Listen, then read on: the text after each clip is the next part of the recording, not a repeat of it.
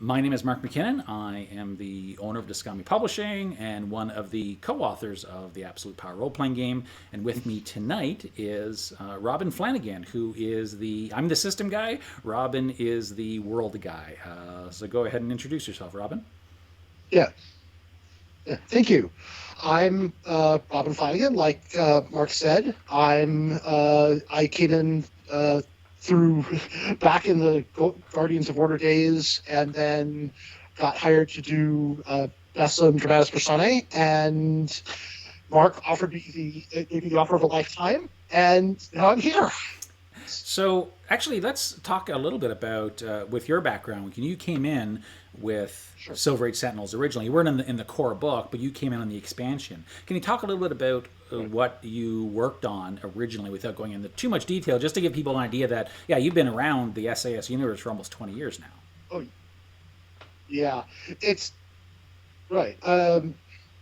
I came in through criminal intent. I basically, I was already in the industry doing some other stuff at the time. I had worked for the DC Universe game at the time by West End Games, and I was doing a lot of work for Alderac, Seventh Sea, and I loved Silver Age Sentinels, and I sent an email to Bessie and got a job doing the villains for criminal intent, coming up with the backgrounds and helping with the stats, just the stat guy even then.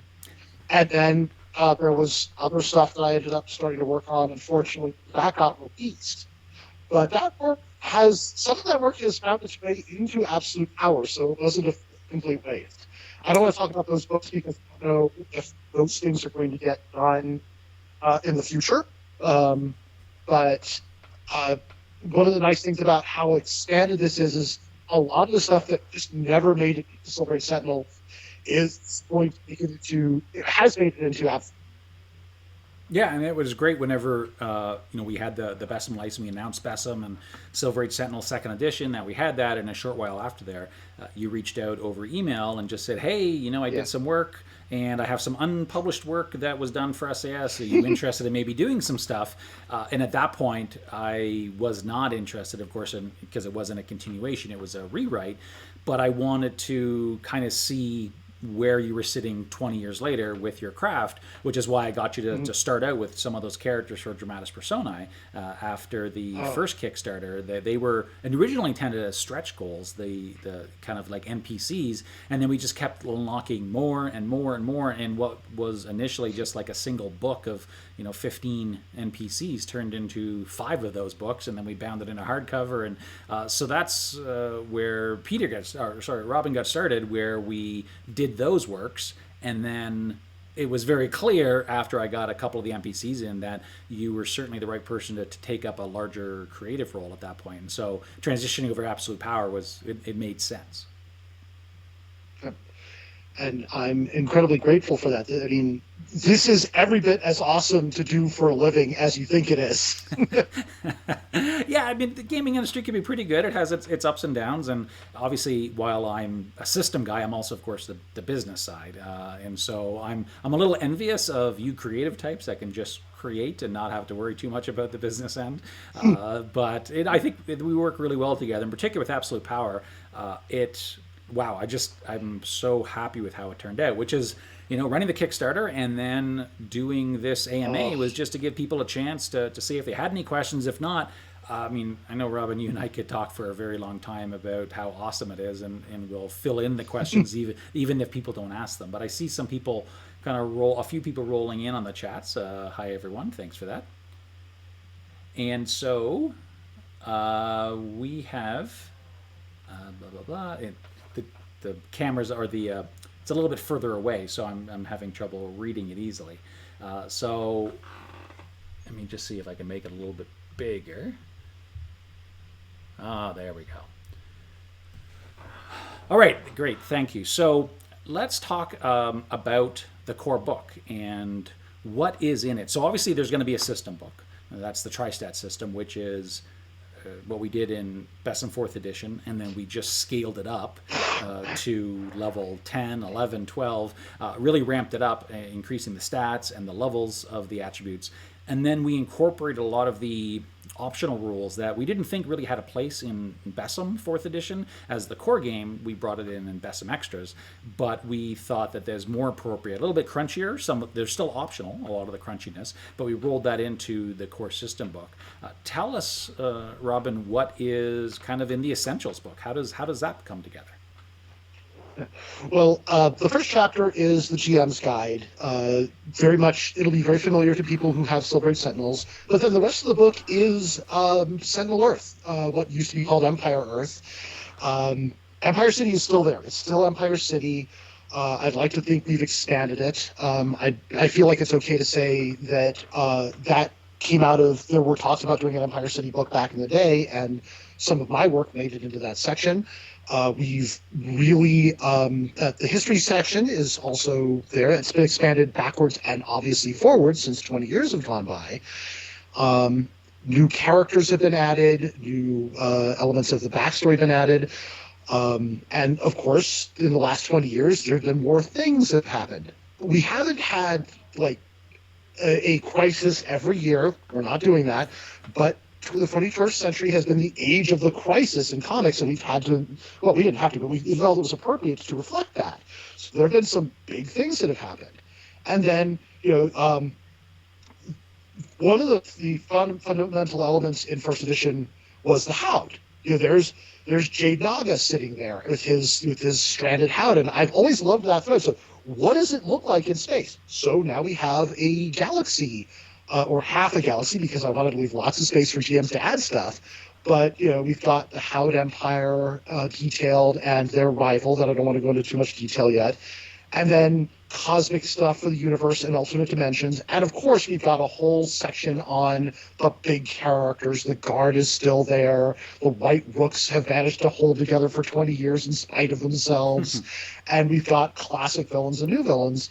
And it's been an absolute joy getting to have this setting blossom, because the one thing that always broke my heart about SAS was it was such a rich setting with so many teases of the rich, deep reality that never got to see the light of day. And I decided I'm going to throw everything I've got at this thing. I figured half of it was going to have to be cut, and then Mark went, "We're doing 2 books," and it all made it in. I mean, obviously, there's been editing, but yeah, and that's book 2. And with what's in book 2, I almost see some of the parallels of what's going on in, I guess, pop culture superheroes. So while comics are always been, the base and are always going to be the base of superheroes, certainly what's been happening in media, whether it's streaming on television or in the theaters, I almost see the expansion of the world of Sentinel Earth kind of parallels what's happening in the movie. So Guardians of the Galaxy movie, for example, brought the superheroes into space, where 20 years ago there weren't space superhero type movies. And you got the Eternals, which came out recently, which has several people of really high levels, which again wasn't as common previously. And so when I read through what you wrote for the world expansion, the expansion seemed to parallel pop culture superheroes, which is exactly, I think, what we wanted to position it as. Yeah. And thank you. And that was exactly my intent. One thing that was important to me, though, was a lot of the alternate media, they tend to have the morality be a little grayer. I mean, people who are called heroes can be rougher, more brutal, even kill. I mean, you look at the Avengers, they always try to spare people, but I mean, Loki's alive at the end of Avengers, but Ultron dies. Spoiler alert, a lot of villains die in those movies because they're at war. But I wanted to make sure that the heroes, the true high-end heroes, the Guard, the Untouchables, they still hold to those comic book ideals of you do not kill if you have any other option at all. But that's where the neutrals have come in and expanded, because there were neutrals in Silver Age Sentinels, but now there's a whole team that is. I tried to make them as iconic as the Guard and the White Rooks, and iconic is a term that's overused, but I wanted them to be as central to the setting, that they are as powerful and as important, but they don't fit neatly into either role because of things like the Arrowverse with with Arrow, with Green Arrow in that universe, and with the Avengers, and they kind of represent, they mean well. That team means well, but they play rougher. And I wanted the guard to still be the guard, and Mark wanted the guard to still be a guard, if I remember correctly. So that was a challenge. I loved doing it.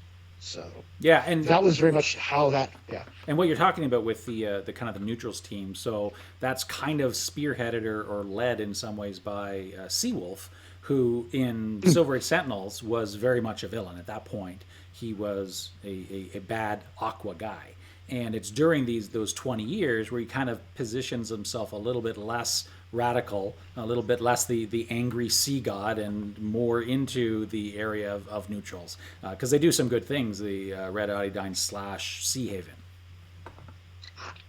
Yeah. I guess that opens me up to talk about Red Anodyne. Yeah, I did not create Seawolf, but I wrote him up for Criminal Intent. And I always kind of liked him, but, well, his origin story is he steals a submarine and kills 5 soldiers. I mean, it's foundational to 1E. His incident is central to the super law in America, in the United States of America. And what happened was with him, and obviously any writer could have done almost anything with him, but I saw him, Sea Haven blossomed. His dream came true, and he realized, oh my God, I'm a world leader now. And he realized that if he wanted his dream to come true, he had to get his act together. So, and I had another word before I said act, but we're trying to be polite here. Keep it Comics Code approved. So it was a lot of fun to develop Seawolf, and he was never one of the worst villains. I mean, he would have teamed up with Sentinel against Cruiser, even when he was doing the full Vil thing. Yeah, he was kind of a different. He wasn't the world conquering supervillain. He was I'm angry at the government supervillain. Yeah, and protecting my people. That whole Meta leader. I really enjoyed doing the philosophy with him back in 1E. A couple of the story scenes I did for him was I actually had one that was the 95 Theses. He was deliberately echoing Martin Luther. He's no Martin Luther, but that was the idea for him, and it was fun to evolve him. So because we decided to keep everything canon that was in SAS Volume 1 20 years ago, and then we decided to advance the world, what are some of the challenges that go along with keeping, like, you didn't have a clean slate to work from. You had a lot of shackles, so to speak, of what SAS 1 was, for good or bad, and then you had to advance it over this 20 years. What are some of the challenges related with that? Well, I don't want to go into too much detail on what I'm working on now, but I found that creating something from scratch can actually be harder in some ways. Having that foundation meant I had to work within the constraints, but it also gave me a cornerstone. It gave me something to build from. And, I mean, there was some back and forth about, because we talked about making slight retcon changes. The only one that looks like a retcon is there's a character who is killed in the 80s that I have it that she only looked like she was killed. So that event still happened. It's just not quite the way you remember it. Everything else is, if it happened in 1E, it's exactly the way you remember it in 2E. And even that one incident is just, it looked like it happened that way back in 1E. So it ended up being a lot of fun. It's like, okay, I approached this like, okay, I've just been made editor-in-chief of my favorite comic book line. What do I tell my writers? I'm also all the writers, but I didn't have to write 20 years of comics. So I actually approached it kind of like that. It's like, okay, this world is real, but there's also Adventure Comics Entertainment. Ace Publishing is out there somewhere publishing these comics, and I really pictured it like, okay, how do they approach this? What do they do with that? And it really gave me a framework. So rather than shackles, it almost felt like a ladder. Like I had this thing I could climb to get to 2E. And it was wonderful in the end. I mean, there were constraints. I had all of these ideas, and Mark was very helpful. It's like, okay, he wanted me to be able to do what I wanted, but also we have to be faithful to the setting and the other people who worked on it before. And it was a really great dynamic back and forth. Nice. Yeah, and I want to send a quick shout out. Christopher Seebeck has posted something that was on the Discord chat, which is great. The setup that we have, I can't be in all of our social media to looking at that stream. So thank you, Christopher, for sending that. The question was about specifically on the Kickstarter page. We list it as a 2-volume set, but you could just pledge for one book, which seems to be a little odd. And then wondering what the TriStat Core book is. So let me just quickly tackle those two questions. So yeah, 2 volumes. The first one is system. And we know some people, whenever they are looking for a superhero game, they want the system, the flexibility, whether it's the Champions, the Mutants and Masterminds, or Absolute Power, which is the TriStat system, but they don't care about any of the setting stuff. And they don't need GMing advice. All they want is the system itself. And that's what Core Book 1 is. So we offer it as an option for people to just pick up Core Book 1 if they want to. And we don't think, and it certainly hasn't shown that many people are interested in that. Most people are going to want the set of 2. But if you are a very creative person, you have your own superhero world, and you don't need to see the examples of a character. So even if you're never going to use Sentinel in your game, seeing how Sentinel is built and read up the background of Sentinel still gives you context for all the abilities that we have in the core game. And so while we split them up in the 2 and we are only available, people could just get one if they want to. We don't think that's going to be what most people do. But that leads to, what is this TriStat Core? And this is a something that until the kind of Kickstarter was released a couple days ago, I never talked about. It's something that I wanted to do as a kind of a follow-up / replacement to the old TriStat DX book, which whenever I was at Guardians of Order, we published Silver Age Sentinels, which was a D10 system, and then we published a couple other variations of TriStat using different dice sizes. So the sizes of the dice varied according to the power level. That was necessary at the time because we were doing a roll under versus now the roll high system. But the TriStat DX was a system agnostic, or a setting agnostic version, which was just the core system, and that's it for a really low price. It was only $10 at the time. We had give it away for free online just to get the system out there. And TriStat Core is kind of the analog for that. So we took the system that's in book 1 and stripped out all the examples, all the art, all the context, but kept all the text. So the system is full. It's not a partial game. It's not a rules light version of TriStat. It is the TriStat system that's in Absolute Power, which ultimately is the variation, a powered up version of what was in Best and 4th edition. But the purpose of doing this smaller core book and make it soft cover, make it digest size, so it's kind of a 5x9 or 6x9 size, and have it so that it's black and white, no art, very inexpensive. The reason why we did that is to give this as a backup version of a system to, well, whether it could be Absolute Power, it could be Bessem. Because I don't know about you, but I mean, I've had many gaming tables where you sit down at the table and the GM will own the core game and maybe one player, but most people don't own the core game when they play. There's often like one copy, maybe 2. Well, what this is the goal is to keep it low enough so that everyone at the table can have a copy, or at the very least you have an extra 1 or 2 or 3 extra table copies of the system, so not everyone's passing around an existing book. And it's cheap enough that it gets damaged, a little bit of coffee or Cheetos or Mountain Dew on it, not a big deal. So that's what TriStat Core is. If someone could theoretically just get Absolute Power Book 2 and get the TriStat Core Book 1, instead of Book 1 for Absolute Power, get TriStat Core as a system. And you could do that, and you save a few bucks. I think you're missing out on the experience, you're missing out a lot of the context that, like all the attributes that we have in the core game, we refer back to the canonical characters in Absolute Power, the Sentinel Earth characters, so that you can get context for how flight works or how teleportation works. So that's why we position the way it is. Originally, as mentioned earlier, and Robin said that we were just going to do one book, and then the amount of material where Robin had this and this and this and this and really this gigantic setting, and when you looked at a comprehensive system plus a comprehensive setting, at 700 pages is just not a viable publishing option. So splitting into the core book seemed to make sense, which certainly isn't unprecedented. I mean, you get your player's handbook, Dungeon Master's Guide, Monster Manual. I mean, that's your trinity of your role playing games, and people don't really seem to have a problem with 3 core books. So I figure 2 really kick ass, gorgeous core books will certainly work. So again, thanks for posting that question.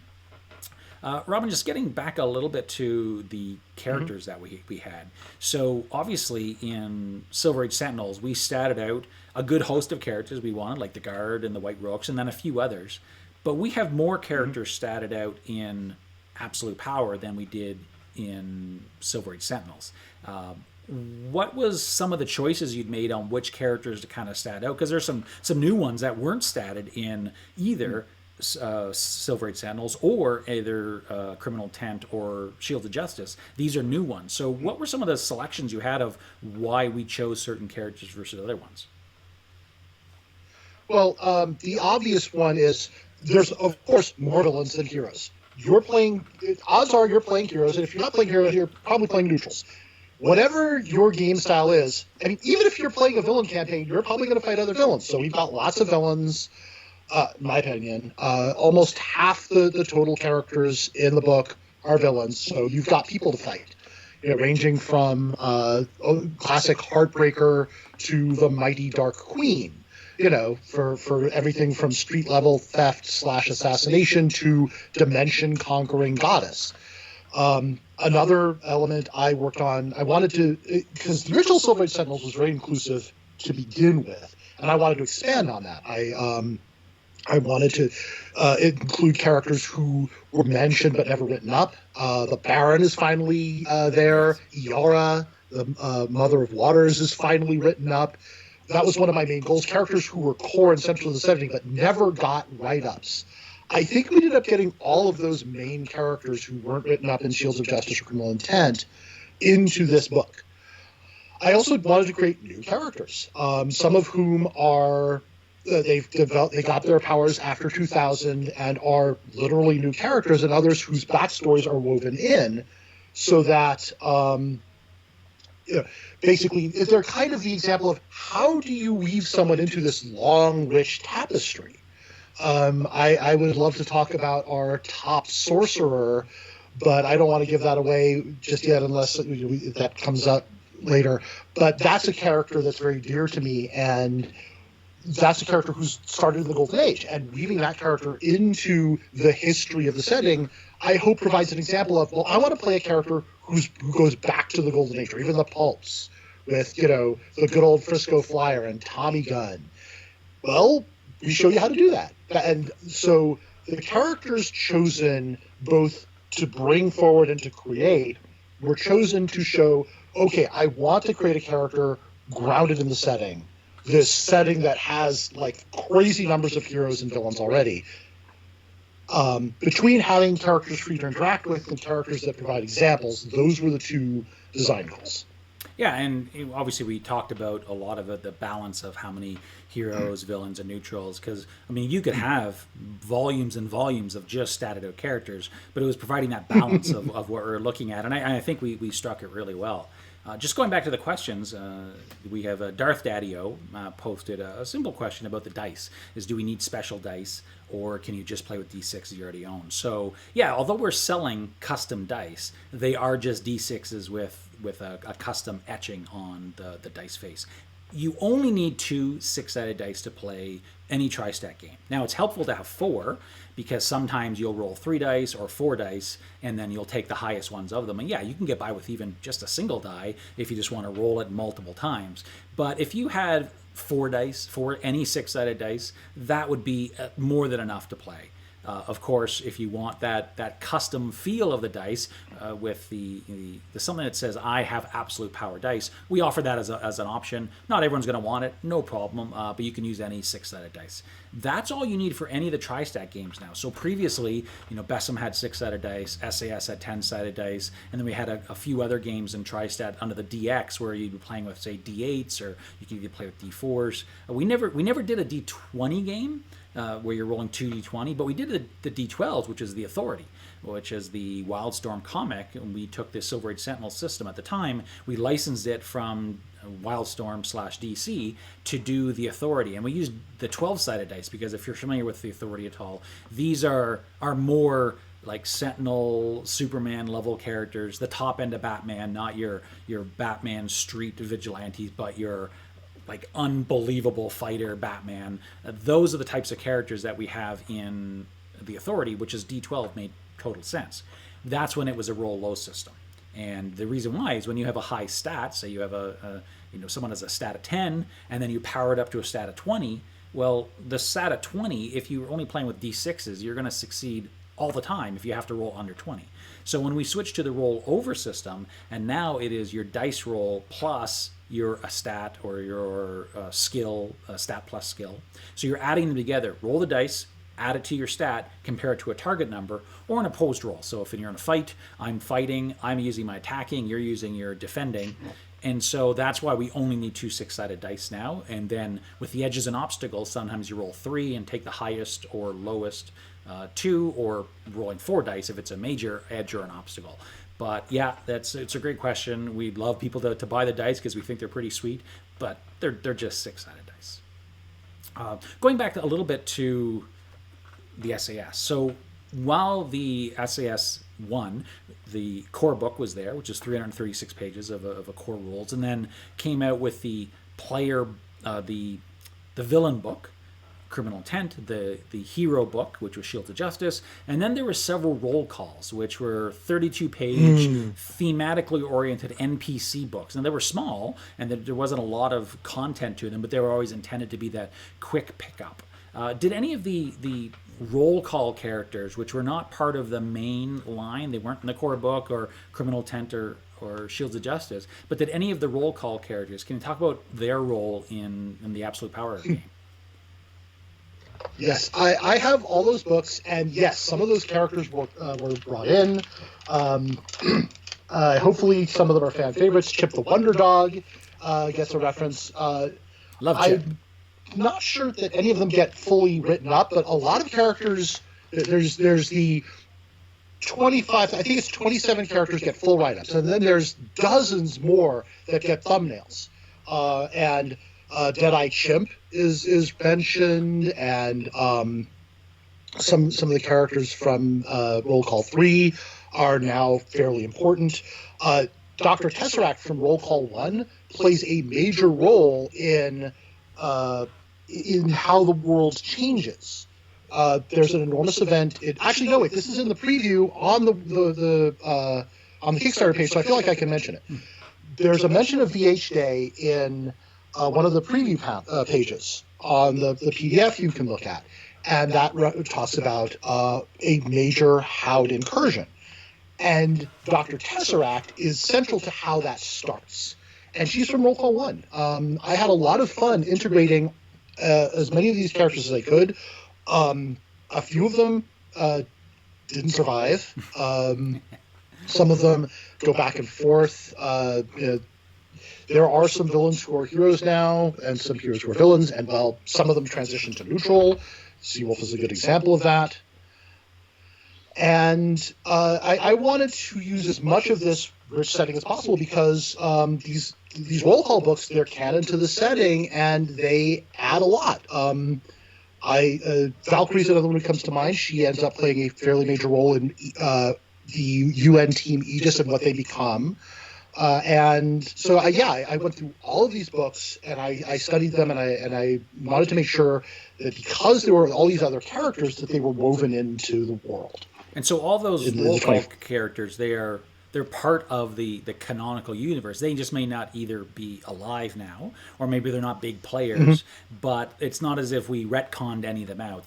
Anything that was in roll call is part of Absolute Power in the history of that 20 years since the SAS came out. Absolutely. There wasn't, even as big as this is, there wasn't room to mention them all.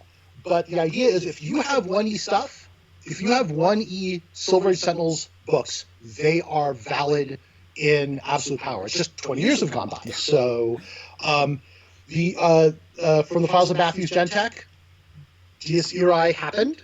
There were consequences. He's still plotting. If you want to use the adventure scene from the files of Matthews Gentech, well, he hasn't stopped plotting. He's Mr. Matthews. He is still driven by his ambition, and he would come up with a sequel to that if he wanted to do it, and he'd be less dismissive of his allies in the White Rooks. But you can use anything from first edition. All you have to, I mean, it's going to be a little work to translate it, but I don't think it's a lot to translate from 1E to 2E. Yeah, and that's one of the questions that does come yeah. up. It wasn't specifically in the feed, but is there a conversion and between 1 and 2? Because obviously, whenever you get, say, you get the new Xbox, you want to find out, can you play your old Xbox games? And same with, whether it's a Switch or any kind of new technology. So the same logical question comes up: can we use the material from SAS1? And I'd say, while it's not convertible, it's translatable. So there's no mathematical conversion between SAS1, the entirety, and Absolute Power. So there's some things that convert really well. For example, stats.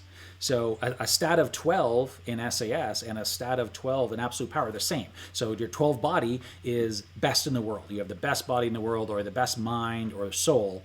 That is still the same.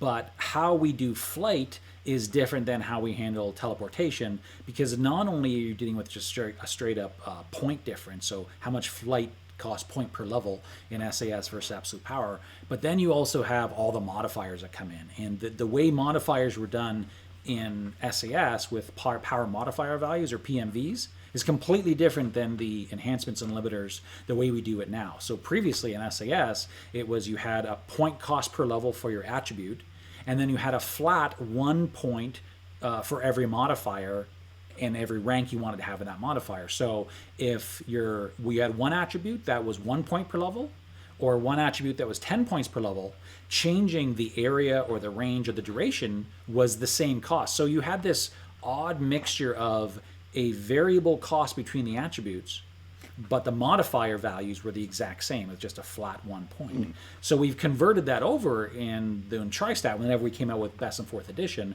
this was one of the core design elements. I wanted to keep the flexibility and the comprehensive nature of the PMVs, but it didn't make sense to have area changing by going from, say, a 1 kilometer to 10 kilometers on an attribute that cost 10 points per level versus 1 point per level. Like, why were they the same cost? And so now, anybody that's familiar with TriStat, the enhancements and limiters change the effective level up or down. So if you have a level 3 attribute, and then you add on an advantage that makes it more powerful, like a greater area, what has happening is your effective level is dropping from level 3 to level 2.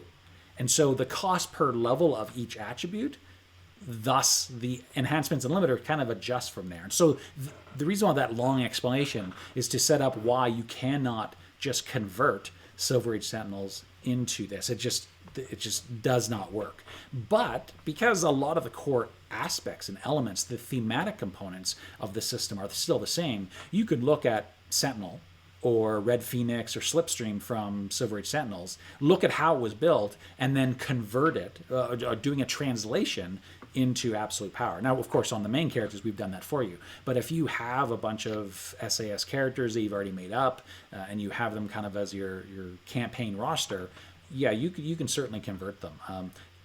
Did you find that kind of worked with? Were there any challenges, Robin? Because you did all the stats for the main core characters in the book. Did you find that there was any challenges going from a PMV system from Absolute Power and converting that, doing a translation into Absolute Power?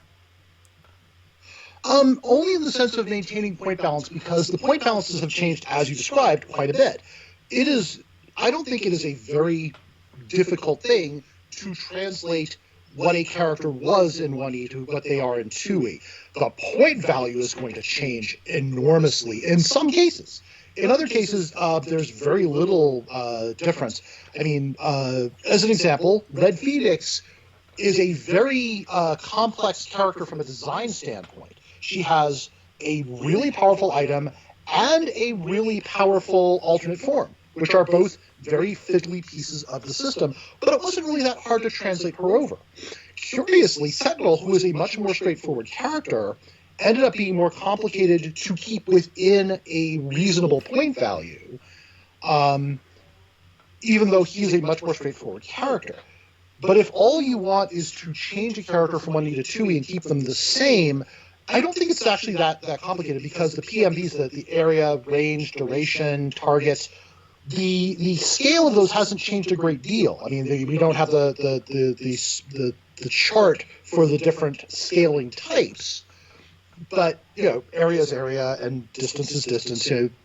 The number of people is number of people. Those things haven't changed. So it was the primary difficulty in terms of direct translation was, okay, this character hasn't changed much mechanically. How do I reflect that at a reasonable point value in a 2E? And for some of them, it was really simple, and for some of them, it was more complex.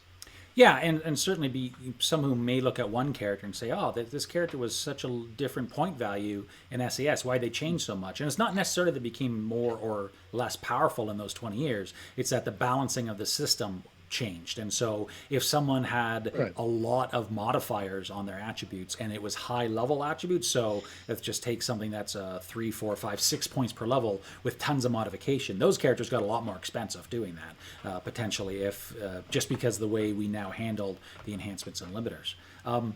Going to look at what's going to stand out, I think, for a lot of people in this game is the fiction that's in them. And so in the core book, we had in SAS 1, we had a short story called Day on the Job, which was broken up into multiple parts and kind of followed a person around as they got to learn a little bit more about Empire City, and we kind of showcased what some of the heroes or villains would do through the eyes of this story of this person following along on a beat, Day on the Job.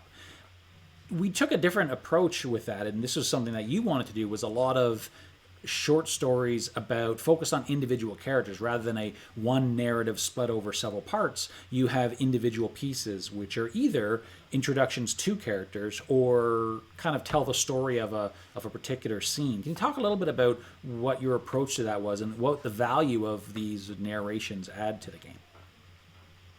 Well, first, I want to say that I love Day on the Job. It is a great story. It's so evocative.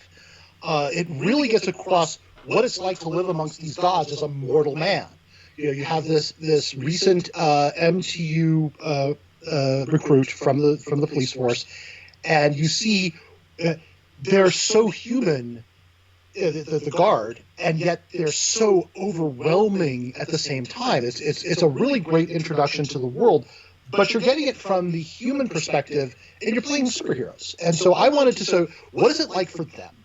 That was the one thing I wanted to distinguish, because Day on the Job is just such a great little piece of the world. And I actually did try to see if I could copy that style, and I realized it was just not, as a creator, I didn't feel like I could do it justice to try and replicate that. So I instead did little one-page vignettes, or even half-page vignette for Sentinel, because it was such a sweet little thing that I based on a piece of fantastic artwork.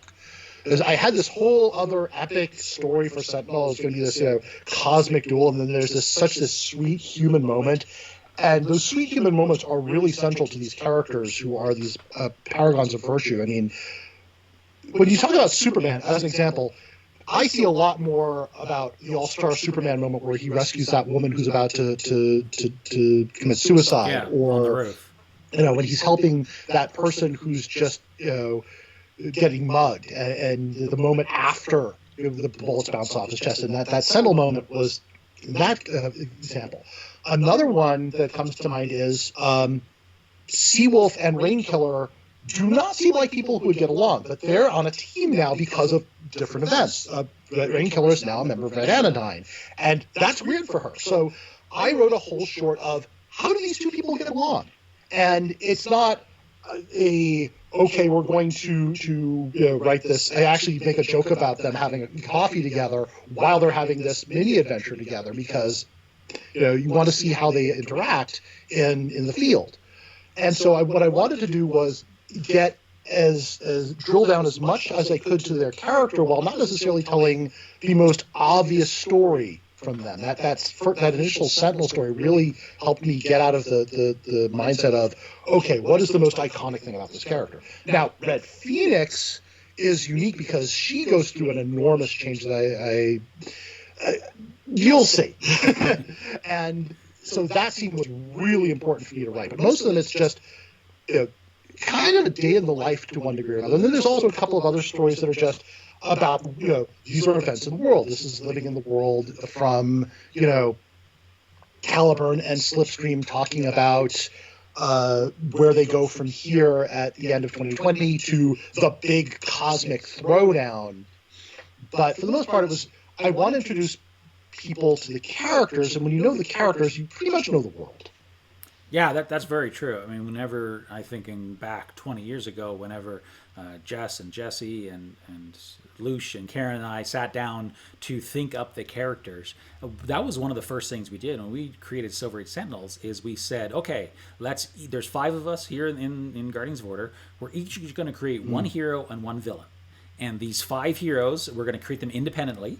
And then we're going to kind of bring them together, and they're going to make a team, and we're going to kind of talk about that. And the same thing with the villains. And that's where we sat down and individually created visions that we thought would be good, given that each person kind of had their archetype that they were working with. So my characters, I did Slipstream, and I did Mr. Matthews. So Slipstream was the speedster, and Mr. Matthews was the, let's say, rich scientist type.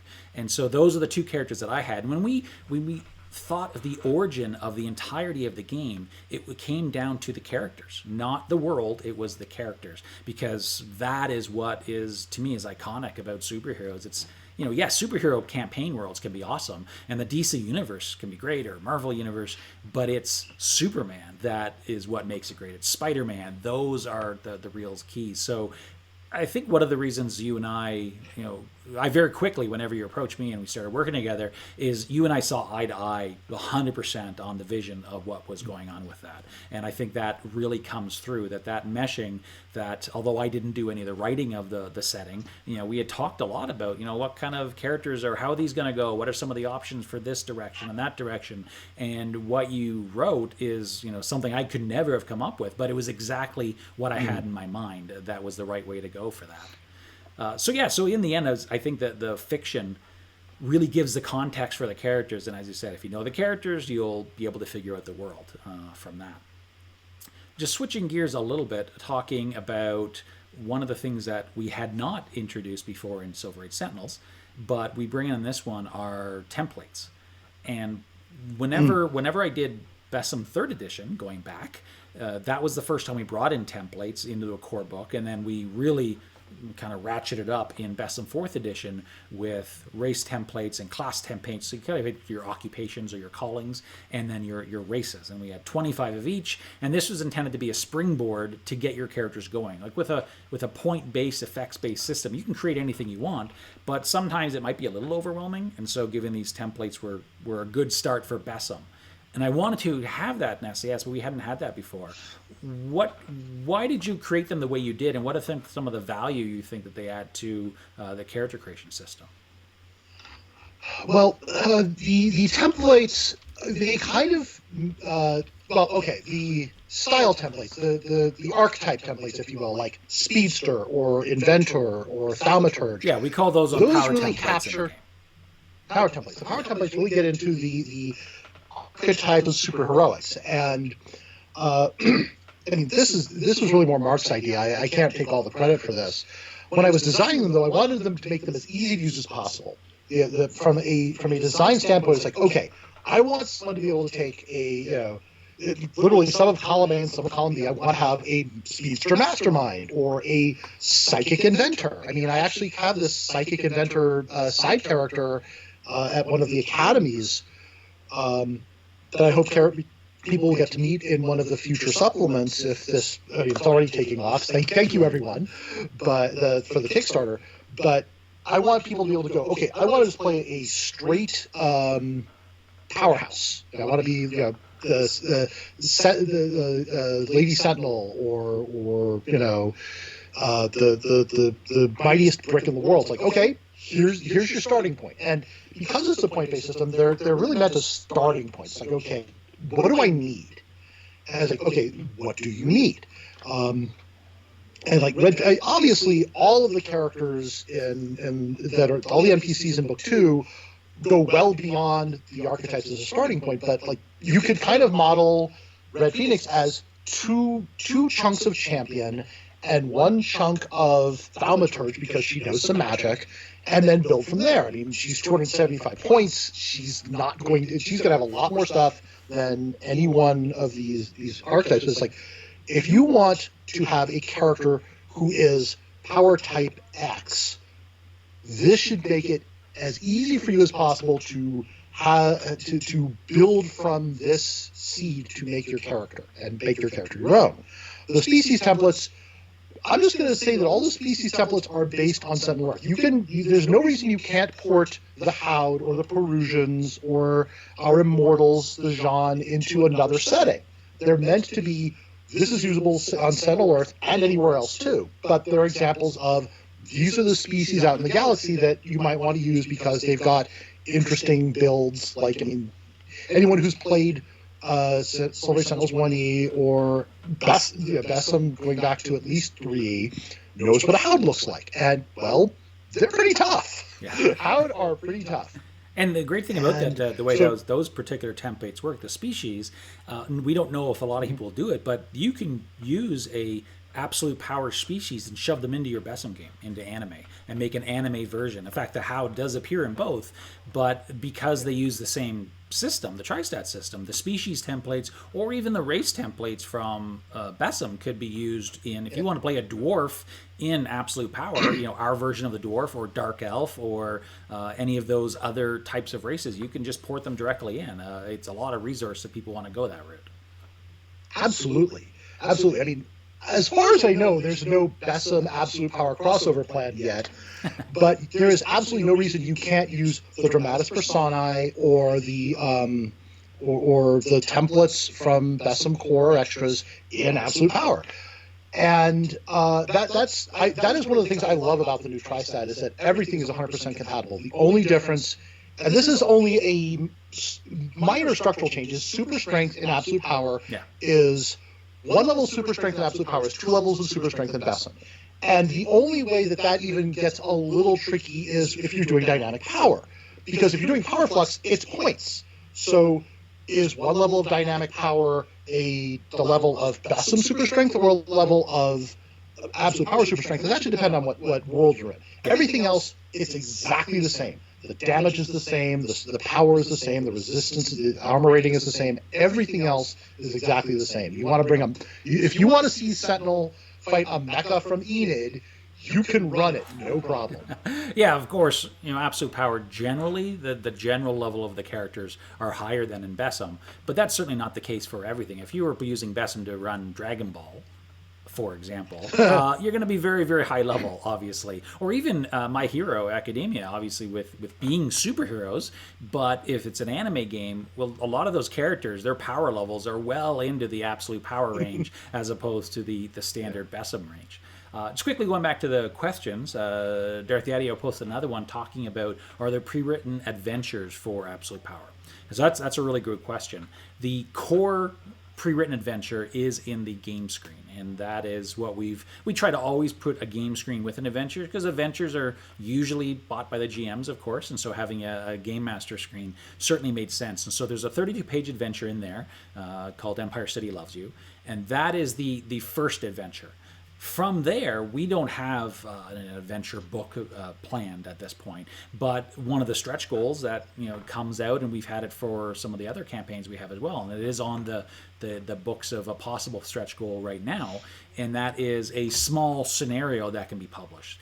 But one of the great things that we didn't really have an infrastructure for with Silver Age Sentinels, but we do now, and that is Drive-Thru. RPG, which is the download PDF site. And so now we can quickly put off a small adventure scenario, not a big 32-page fully fleshed out adventure, but a 2, 3, or 4 page scenario, which is enough content for 3, 4, 6 hours of play, and we could upload one and be fairly quick about it, and it doesn't take a lot of resources to do short adventure scenarios. But then it's not even just what we can do. That's where our creative content program comes in. The Anime 5e and Tristat Emporium, as it's now called, has things that other people have published adventures for, say, Bessem, and they've published adventures that this didn't come from us. This came from the community content.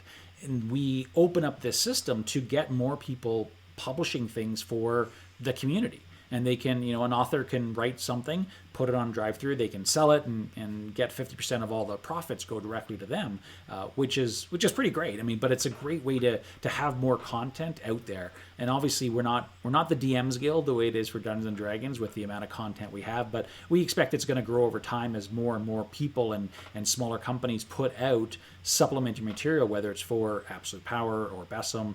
In the end, if it's Tri-Stat related, then you use it in different games. So you could take right now one of the published adventures from Bessem if you wanted to, and with some slight thematic genre tweaking, you run it in Absolute Power as a game.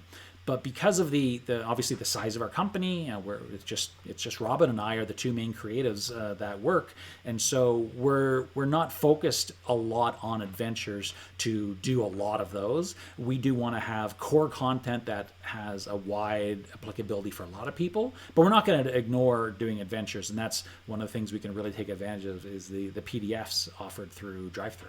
So thanks for the question. We do want to support it through the adventures, and we have some adventure seeds, which are kind of like springboards in the core book that gives you ideas on what you could run with it. And then as every product that comes out for any Tri-Stat line could be used in your Absolute Power game as well. So there's an advantage with having cross-compatibility with a single system. So, Robin, is there anything particular that you wanted to talk about tonight? Anything you wanted to highlight about the game, or something that you think people should really pay attention to? Well, since Adventures came up, I got to really briefly to discuss Empire City Loves You. I got to work with an amazing writer named Thaddeus House, who was the primary creator for Empire City Loves You.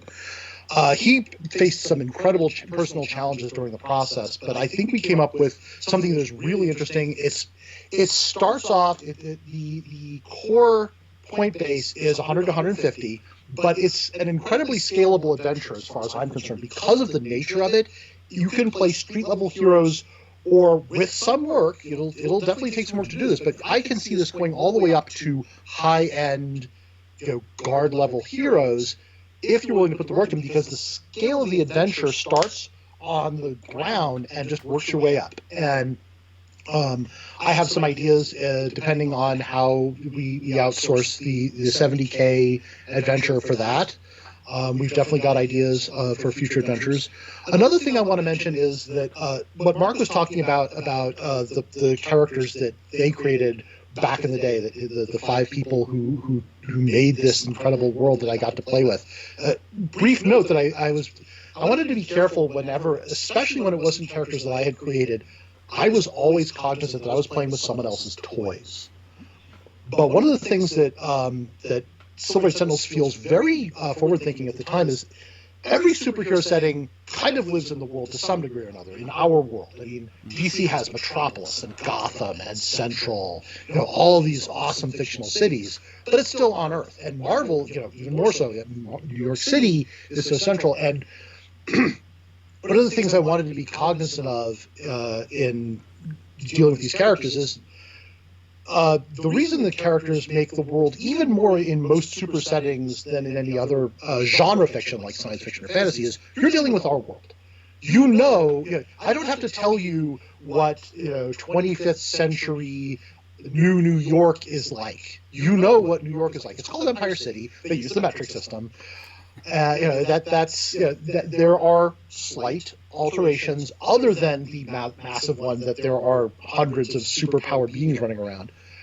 But, that is the world they live in, except you have these demigods. And one of the things I wanted to keep in mind is that the world shapes the characters as much as the characters shape the world. And aside from these handful of big crossover events where Ace Publishing felt that they had to keep up with the Joneses to some degree, I wanted to really make sure that the world informed the characters as well. All of the events in our history happened to them, and those things affect them in ways ranging from general beliefs to deeply personal impact. every single one of the 5 guard members has gone through significant personal changes, and a lot of that is a reflection of the world. You know, Mother Raven is now Grandmother Raven, and that's not so much, it's not a reaction to a particular administration in Canada or the United States or anything. Her daughter had a daughter, and Catherine is just absolutely over the moon about how well her family is doing, and so she's Grandmother Raven now. You know, Sentinel and Red Phoenix have had to deal with the changes in American culture, and some of those are positive and some of those are negative to those characters. Slipstream has been, complicated. He's an alien who can, side note here, I am multi-ethnic. I can pass. Slipstream is a Perusian. He is an alien. He's even kind of alienated to his own people, but he looks like a really handsome white guy. But he is constantly reminded that this is not his world, and that has been increasing in the 21st century. Ironically enough, I think Caliburn has changed the least personally. Yeah, which is funny because the dude is 80. Yeah, other than his age, I would agree. He's probably changed the least. Yeah. Now, he has made I made some significant mechanical changes to the character because it doesn't matter how good a shape you're in. You know, going from 60 to 80 is going to have significant effects on your body. But personality-wise, he just does not know how to quit. So that was basically the I really wanted to make sure they were grounded in the world. The villains were a little different, but only in the sense that villains are often in denial. So when villains don't react to the world, it's they're refusing to accept that things have changed. There's actually I'm sure there's a lesson in there, but it really isn't. That feels like beyond the scope of this chat. Yeah, I mean, there's certainly been, while you can say there's been some changes with the Guard as an example, certainly I think the White Rooks there's been more change there because of all the stresses with the different alien invasions that has happened a couple different times, and some of the interpersonal conflicts with going on with Cruise Raider, that he's no longer, running Thule. Cruise Raider stepped down and someone else takes his place. As you laugh, but they've gone through more changes with the world than in some ways the Guard. Which, when you have that paragon of the world's greatest team, there's so much pressure on them. Certainly now. Oh yes. And it's interesting that one of the biggest changes over the last 20 years, one of the reasons we changed it from Silver Age Sentinels to Absolute Power was, a lot of it happened almost 20 years ago. It, certainly from a Western perspective, maybe the rest of the world didn't have quite the same perspective, but 9/11 changed a lot of how the world thinks of safety and security, and what personal freedoms versus what the people, the authorities can do for you.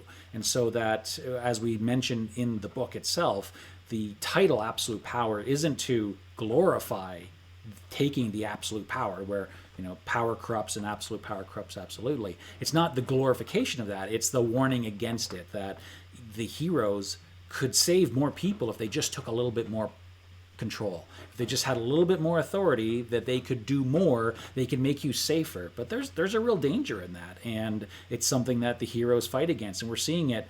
I think in particular the last 20 years. I mean, I'm not quite 50 yet, but certainly that change at 9/11, the role that governments play in at least the Western world, seemed to almost pivot at that point, and that's why we couldn't just do Silver Age Sentinels 2nd edition. It was kind of the shift. It's almost like the shift between the Silver Age of comics into the Bronze Age. There's a couple of key events that often people focus on, whether it's, say Speedy getting into drugs, or whether it was, say, Gwen not surviving, where Spider-Man accidentally causes her death from the fall and the snapping. And those are some of the key elements that almost switches it in the feeling of the comics. And we had, I think, in the real world, that switch, which we then, of course, has to impact the Sentinel Earth universe. And that was when things changed, I think, from Silver Age Sentinels into Absolute Power. It's just taken us 20 years to actually come out with the sequel of the game. Do you think that kind of resonates with some of the things that you were thinking of as well, Robin? Oh, absolutely. I mean, one of the things I wanted to address in the Empire City book that never got published and does get addressed in Absolute Power is the impact of 9/11. 9/11 happened. The Guard didn't stop it. They could not do anything about that. And it is a seminal moment for this world as well as the characters. I actually got to finally include a piece that I wrote for that book so long ago, and I'm really glad that it was something that I wrote at the time. And I really want to mention Jesse here. He was very helpful because my initial piece that I did for that was just not good. It was not good, and he sent it back to me and said, "You can do better than this," and I did. But the thing that really is important to me is it's not darker to say that heroes are darker. The darkness contrasts the light. The Guard are still, the members of the Guard are still these epic heroes. Their morality, their ideals have not changed. They evolve with the times. I mentioned in Sentinel's write-up that he knows that ideal virtue is a moving target. We have become so much more aware of those of us who have not suffered those things have become more aware of what it's like to be in minorities, what people in different roles have to go through. And so the Guard has grown to be more aware. Another thing is I did not realize I was non-binary when I was working on Silver Age Sentinels. In fact, a lot of I was still writing as Peter Flanagan when I did Bessem Dramatis Personae. I want to thank Mark and Discomi for giving me the freedom to. At my old job, I never felt like I could express my non-binariness. Do you mind if I actually talk about my Supreme Sorcerer for a minute? Yeah, no, absolutely. Please go ahead. Thank you. This character is very personal to me, and I don't want to give too much away, but the character's name is Witchlight. It's a legacy name from a throwaway character from first edition, but I really liked the name, and this character is a neutral. They're very close to hero, and they are themselves non-binary. And I wanted to have a character who was very personal in this setting, that represented how things have evolved in both good ways and bad. And in a lot of ways, they represent the well-intentioned side of absolute power. Inspired by characters like Doctor Strange and Scarlet Witch and Zatanna, these mystics who are so incredibly versatile, and the other heroes rely on them for these things that they don't understand. But that pressure is horrible. Now imagine being 100 years old and non-binary and going through the golden and silver and bronze ages with this growing weight, because they start as a sidekick. I actually imagined how they were the girl of 1,000 faces in the Golden Age, because, well, Golden Age characters weren't really non-binary, but you had some characters who were transgressive. I mean, before Superman, there was Dr. Occult and Rose Psychic, who were these two, this man and this woman, who were kind of the same person, but not. And so I actually imagined how the character evolved in Ace Publishing as I was creating them.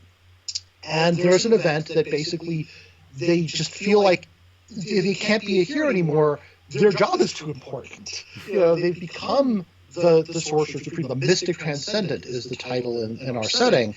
And as the Mystic Transcendent, they feel like they have to be just a little bit ruthless. And they are trying their best, and this is part of how Red Anodyne comes together. Is they're as powerful as they are, they have a very classical weakness, and so they're always trying to get that little bit more power for the best of intentions. Now I have some plans for this character. I'm hoping people embrace them. Witchlight is deeply personal to me, but I wanted them to be flawed because of that. I mean, with the Guard, I would never have wanted to see any of them turned into neutrals anyway. I want those characters to be the characters you know and love. They need to change and grow, but in most cases, that's growth. They've developed. They've embraced their true selves, their authentic natures in a lot of cases. This is to say that they're perfect. In fact, I think that makes them more heroic. Their imperfections are what they strive against as much as Crusader and Yanis and Alice, Queen of Hearts. But I felt like there needed to be a character who really embodied the lure and danger of absolute power. I'm actually really proud of the Silver Age has come and gone, because I'm a huge Silver Age fan. But we need to accept that that is a time that is no longer with us, and that's okay. Yeah. The Guard has accepted that it's not the Silver Age anymore, and they've adapted and grown. And Witchlight has adapted as well, but whether that adaptation is growth or danger will, at least for a while, be up to and it'll always be up to a game master. I mean, we're hoping to do more books that, what happened in the world, because it's 2022 already, so we're hoping to publish more stuff that tells you what's going on, but it's your world now. And so does Witchlight, does Red Anodyne, does Seawolf, do they move towards higher ideals, baser instincts? Do they stay where they are? What happens to the Guard? There's the story seeds in the back. Caliburn is 80. The Guard has been the same 5 people for 40 years. There's nuance to that, because they have friends all over the world, but tragically, politics has kept them from expanding in the core universe, and that's not sustainable. Sooner or later, something is going to give, and they actually recognize that and are trying to prepare for that. And so the Guard really feels to me like how to do this. How do you move forward in a world where nations and villains and well-meaning people are always looking for that little bit of extra power? And it's funny, I actually wasn't crazy about the title at first. Like, oh, absolute power. Okay, here we go.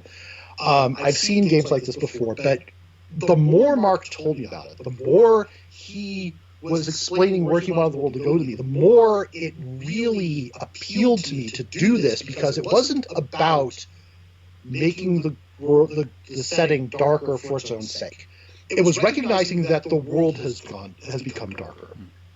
And I think I want to wrap up this thought with, there's a line, I'm a huge Mass Effect fan, and there's a line when you're recruiting Thane Krios in Mass Effect 2, when he's telling you who he is. He says, the world is a dark place. I'm trying to make it brighter before I die.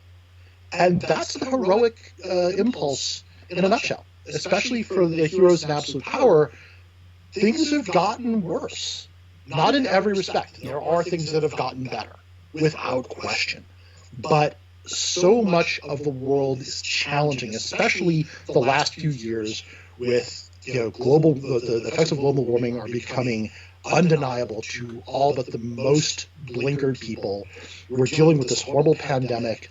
There's nationalism and autocracy growing in strength all over the world. What do? You stand up to it, and that's where our heroes are. And I'm really happy that Mark and I were able to do that. Yeah, and in many ways, if we tried to keep Silver Age Sentinels, but 20 years later, it would be inauthentic to the world that we're actually in, I think. I just don't think they just don't jive. It's not a Silver Age world right now, where 20 years ago, you could at least kind of put some blinders on and pretend that it's closer to the Silver Age. And it was about the ideals whenever we did SAS. It wasn't the Silver Age of comics. It was the Silver Age ideals that we wanted to have. Mm-hmm. And it just 20 years later, it wouldn't have felt right. It wouldn't have felt correct. It wouldn't have fit into the world that we're trying to do. And so, yeah, Absolute Power is kind of where we are. We're in a new age, and we'll see where it goes from there. But I see that some of the questions have wrapped up. We didn't get a lot of questions. This is still a new platform for us with Twitch, but I do appreciate the people that tuned in. And if you're watching this video afterwards on our YouTube channel or on Twitch itself, I hope you found something useful for it. I wanted to give a particular thanks out to the nearly 400 backers that have backed the campaign so far. Thank you for giving us your trust and helping that funds go forward, because this is how we're going to be able to keep the SAS line going into Absolute Power, and then continuing perhaps in the future. We have to make sure that there's an audience for it. It's not just Robin and I writing for what we want to see, but if there's an audience, then this shows that there's a future for it. So thank you so much for all the support. Please do continue sharing the links for the Kickstarter with your families and friends and gamer communities, because we can always use more backers to unlock some more stretch goals and to get into higher funding levels, which gives us an indication that, yeah, there's that interest. Continue producing Absolute Power content. So thank you everyone for tuning in or for watching this video, and Robin, thanks for taking some time to join me on this and chatting about what's currently one of my favorite topics, and that's Absolute Power. So thank you so much. Have yourself a good night, Robin, and we'll talk again soon. You too. Thanks everyone. Bye-bye.